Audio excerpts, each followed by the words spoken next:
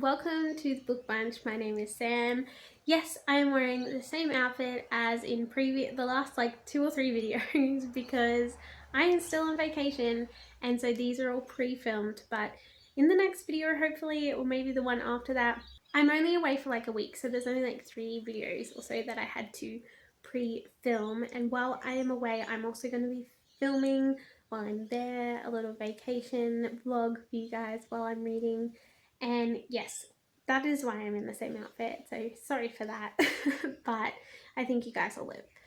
Today's video is all about the Giver Quartet. This was recommended to me by one of you guys, and I am really interested by this series. It wasn't at all what I thought it would be like. When the Giver movie came out, I did actually watch that. I think I watched it at school or something, just as one of the end of year movies that they would put on to kind of keep us all busy after exams and stuff. And I remember it being really, really good. I didn't remember really what it was about, but I do remember it being good. And yeah, I have finished the whole series now, and it's not at all what I thought. So the first book is about this boy, and he lives in this community where everything is I don't know how to explain it. They have this thing called sameness. So they don't have any color. Everything is the same few shades of beige. And they have these weird parental structures that are kind of put together by this council.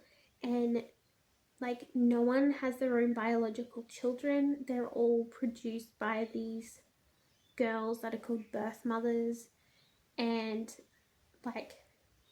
everyone has an assigned job, and it's very weird and almost futuristic, I guess you'd say.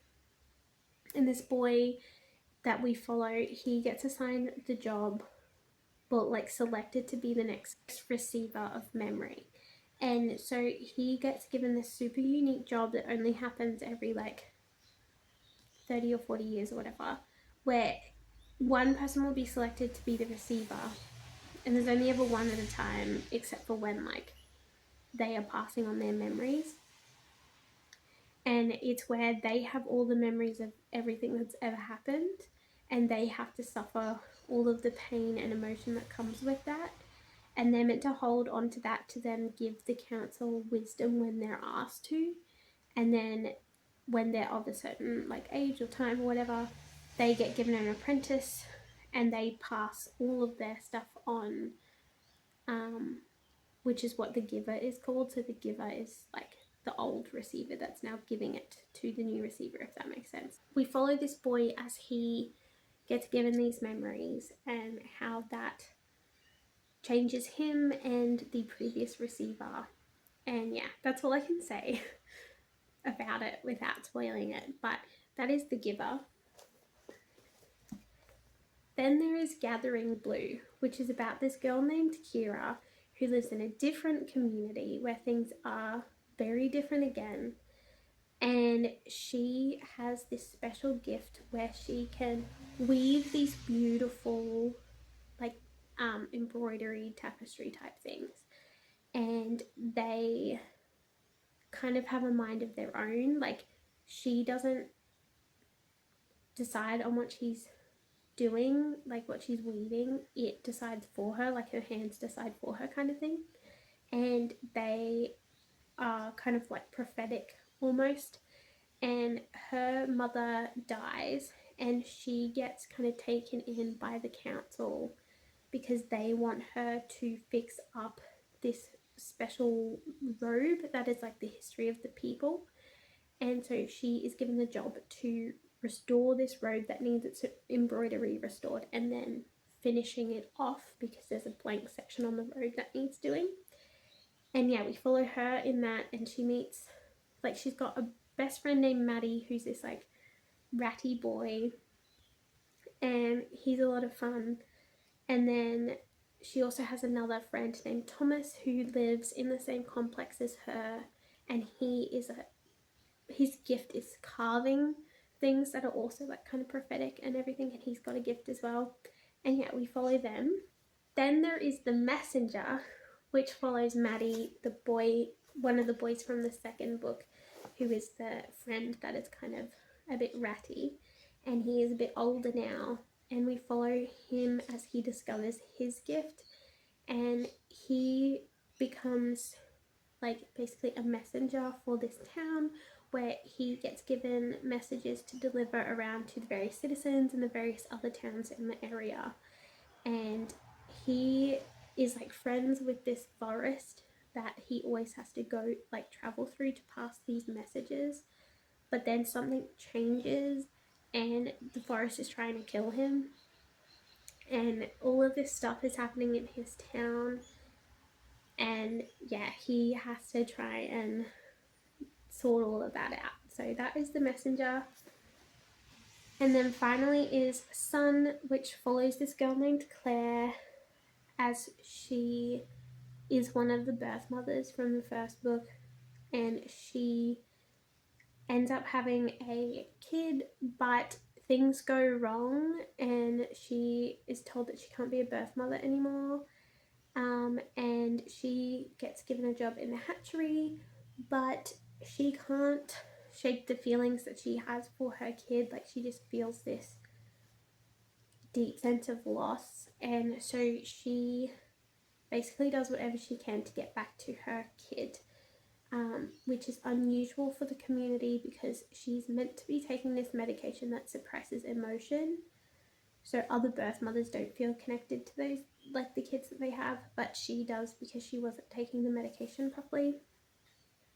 And yes, it's a beautiful story about a mother and her connection and need for her child. So that is the Giver Quartet. It's a bit wild. I have been told that this is meant to be a Christian series, but I don't see how it's Christian in pretty much any way. I would just say it's a clean series. Apparently it has caused controversy, in churches and stuff. But again, I don't really see why it would. Maybe you can explain that to me in the comments below if you've read this series. But I did enjoy it, especially the second and third books. They were my favorite out of the four. They are all interconnected, sometimes only in subtle ways, but they are all interconnected. And 2 was my absolute favorite, and then I would say 3, and then like 1 and 4 were kind of tied. But I don't know, it's hard to put this series into words just because it's such a weird way of writing. Like, the way the author writes her stories and what she's writing about is just so strange that it's hard to put your thoughts and your feelings about it into words. I definitely enjoyed it and I would definitely recommend it, but I would still only give it like a 3.5 overall for this series. I'd probably give Gathering Blue 4 out of 5. I'd probably give The Messenger 3.5 out of 5. And then I'd probably give The Giver and Sun 3 out of 5. Just because, like, The Giver and the Sun, I felt like didn't really, like, change me in any way, or like, I don't know, it was just missing something. Gathering Blue I thought was really good, and I really liked the concept of the story. I've read similar books before, and I just like that kind of story. And then The Messenger was kind of like this in between, where like it definitely brought more to the table than The Giver and Sun, but it wasn't quite as good as Gathering Blue. So that's my rating. And yeah, I definitely liked it. This is considered more of like a modern classic, I believe. And yeah, it's a decent read. I'd recommend picking it up. I don't know what else more I can say, but if you'd like to talk about it in the comments below, I'd love to talk about it with you guys, because maybe that's my problem, is I need someone to riff with to kind of get my thoughts out.